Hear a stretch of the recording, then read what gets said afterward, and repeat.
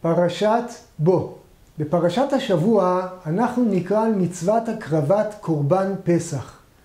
כאשר משה ציווה את עם ישראל על הקרבת קורבן פסח, אמר למשה שצריכים לקחת את העשה בי' בניסן ולהקריב אותו בי"ד בניסן אחרי הצהריים.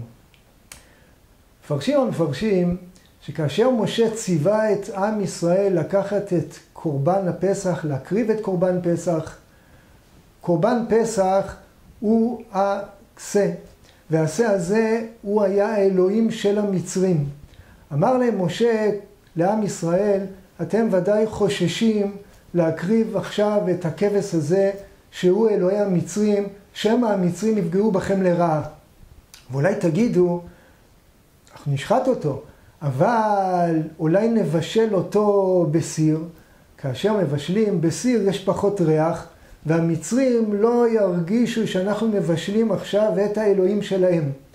אמר להם משה, אסור לבשל, צריך לצלות.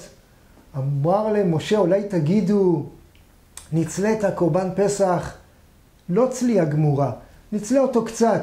שוב, כדי שלא ייצר ריח מן הצלי והמצרים לא ירגישו שאנחנו צולים את האלוהים שלהם.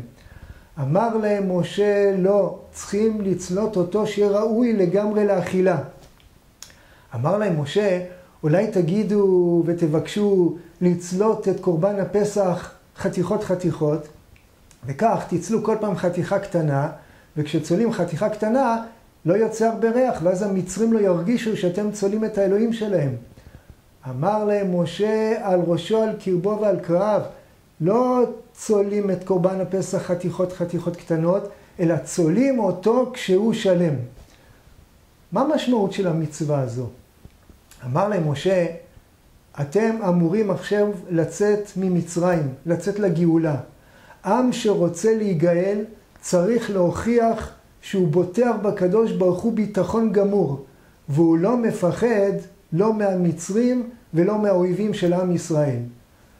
עם ישראל עמד במשימה הגדולה הזו, בליל בי"ד שחט את קורבן הפסח, ואחרי כן צלה את קורבן הפסח, וכשראה הקדוש ברוך הוא עד כמה ישראל בוטחים פה ומאמינים בו, ולא מפחדים מן המצרים, אז זכה עם ישראל לצאת מעבדות לחירות ומשעבוד לגאולה.